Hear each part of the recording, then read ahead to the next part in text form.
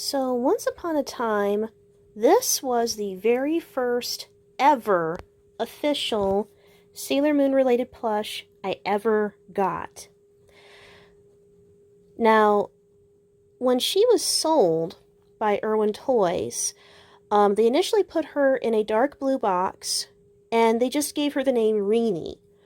And that was because at the time, the first time they put her out, the Sailor Moon S and Super S movies and the Sailor Moon S and Super S TV shows hadn't come to the United States legally yet. So they didn't really know what her United States name was going to be. They knew it wasn't going to be Sailor Chibi Moon.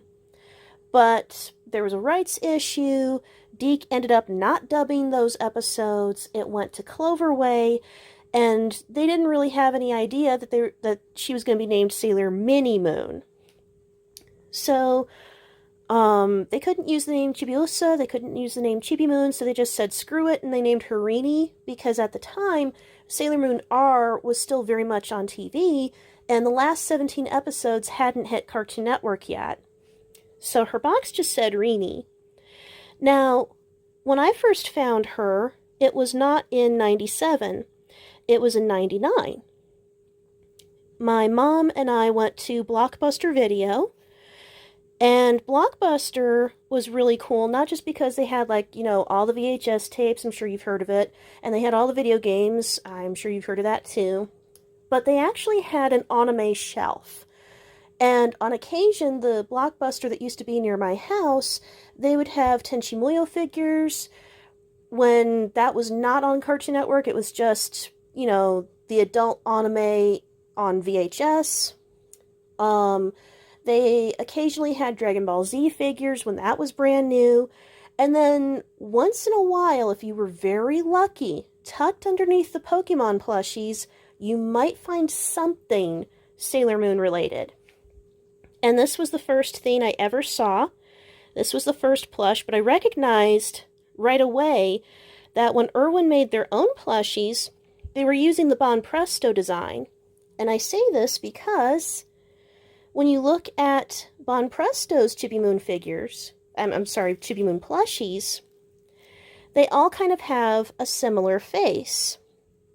Like, here's my Bon Presto Super Sailor Chibi Moon puppet with one of the most questionable pictures of Chibiusa and Pegasus I've seen in a while. And, here's their regular Super Sailor Chibi Moon plush. And if you'll notice, their faces are pretty much the same. The way the eyes are set with the circles and the ovals, it's all pretty close.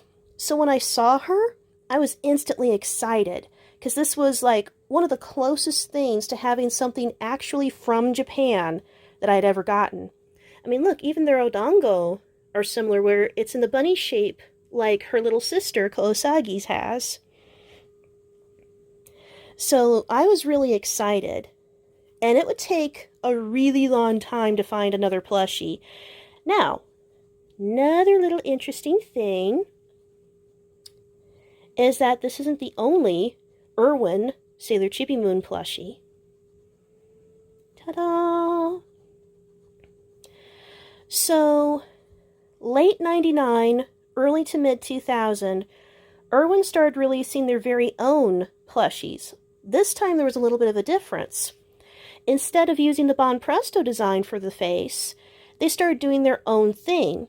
They didn't do the curly cues as much for Chibiusa, but they did make her earrings more pronounced. And they decided to give her an angrier expression to show she is battle ready. They started giving her eyes that were closer to what we see in the anime and in the manga. They made her hair baby pink instead of bubblegum pink. So she's a little bit closer to the manga than she is the anime. And they kept kind of a similar design, except I think they made her slightly taller.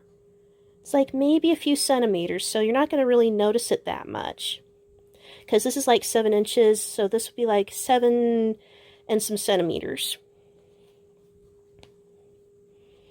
So they kept kind of a lot of things similar. Because if it ain't broke, don't fix it. I mean, you already had perfection, so of course, you're not going to try and improve on perfection. Now, the second wave of Irwin plushies, they didn't really last too long. I only saw this one other time. It was at a comic book store, and they wanted like $35 for her, whereas this was like in the $10, $12 range. I got her at Blockbuster for $7.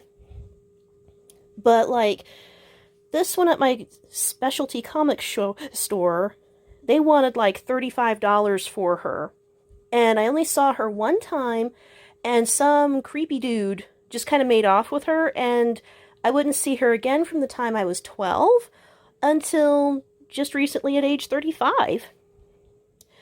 I was really fortunate to find one on eBay because they are next to impossible.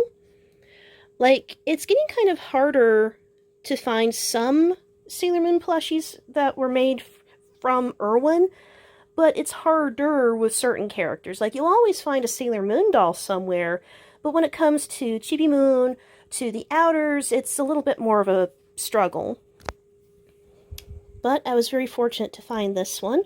Oh, one other thing that's different with this one, they painted little moons on her boots. Isn't that cute? She's got little tiny moons. And where the seam goes, it almost looks like a cat, doesn't it?